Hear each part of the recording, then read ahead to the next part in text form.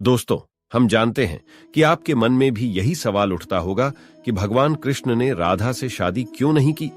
ऐसा क्या हुआ कि राधा ने किसी और से शादी कर ली? आज हम इस वीडियो में जानेंगे कि क्या वाकई ऐसा हुआ था या इसके पीछे की कहानी क्या है। तो इस वीडियो को पूरा देखें।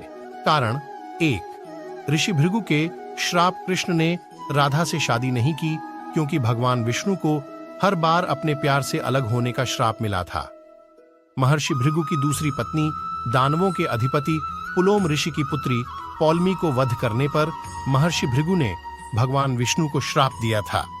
वध इसलिए करना पड़ा क्योंकि उनकी पत्नी असुरों को छुपा रही थी, लेकिन ऋषि इस बात से अनजान थे। इसलिए ऋषि भृगु ने भगवान विष्णु को हर जन्म में अपने प्यार से अलग होने के दर्द को महसूस करने का श्राप दिया। ऋषि भृगु के श्राप के कारण ही भगवान राम अपने एकमात्र प्रेम देवी सीता से अलग हो गए और बुद्ध यशोधरा से अलग हो गए थे। वैसे तो कृष्ण काल में इतनी लक्ष्मी, कृष्ण की सभी 8 पत्नियां थीं, लेकिन प्रेम, आत्मा और जीवन केवल राधा ही थीं। कारण 2, राधा को करनी पड़ी। अयान से विवाह राधा और कृष्ण की शादी नहीं हुई। अयान अपने पिछले जन्म में अभिमन्यु नाम से जाना जाता था और यह लक्ष्मी से विवाह करने की कामना की थी। राधा लक्ष्मी के गोलोक अवतार थी और कृष्ण के एकमात्र प्रेम भी थे। श्राप के कारण कृष्ण को अपने प्रेम राधा से अलग होना पड़ा था और अयान के पिछले जन्म के कारण भी कृष्ण और राधा की विवाह नहीं हो पाया। लेकिन अयान और राधा से कोई वास्तविक विवाह नहीं होने दिया, लेकिन उसकी इच्छा के अनुसार वह लोगों के लिए उसकी पत्नी बन गई। राधा और कृष्ण की विवाह, लेकिन भगवान कृष्ण ने राधा की इच्छा से प्रकृति और अन्य भगवान को प्रकट करने वाले सभी रीति रिवाजों के साथ राधा से शादी की, लेकिन समाज के सामने नहीं किया। लोगों के लिए राधा अयान की पत्नी थी, लेकिन वास्तव में वह नहीं थी। उसने केवल अपने पिता के लिए ऐसा करना पड़ा और साथ ही राधा को भी रानी बनने में कोई दिलचस्पी नहीं। राधा के पिता ने उन्हें जबरदस्ती अयान से शादी करने के लिए कहा, तो कृष्ण ने अपने जादू से कोई विवाह नहीं होने दिया।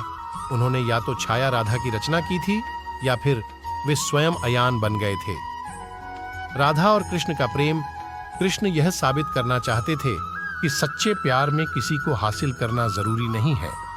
इसलिए उन्होंने राधा से सभी रीति रिवाजों के साथ विवाह किया, लेकिन केवल भगवान और प्रकृति को सबूत बनाकर, लोगों के सामने नहीं बल्कि कई कारणों से, जैसा कि मैंने कहा है। राधा और कृष्ण का प्रेम बिना किसी वासना, कामुक इच्छाओं या किसी भी शारीरिक संबंध से शुद्ध था। राधा और कृष्ण का विवाह नहीं हुआ, लेकिन वह प्रेम दिव्य और आध्यात्मिक था। वे एक दूसरे के बहुत बड़े भक्त भी थे और कृष्ण राधा के साथ धरती पर आए थे दुनिया को सच्चे प्यार का अर्थ बताने के लिए कि प्यार को किसी रिश्ते, लगाव या किसी भी इच्छा की आवश्यकता नहीं होती है।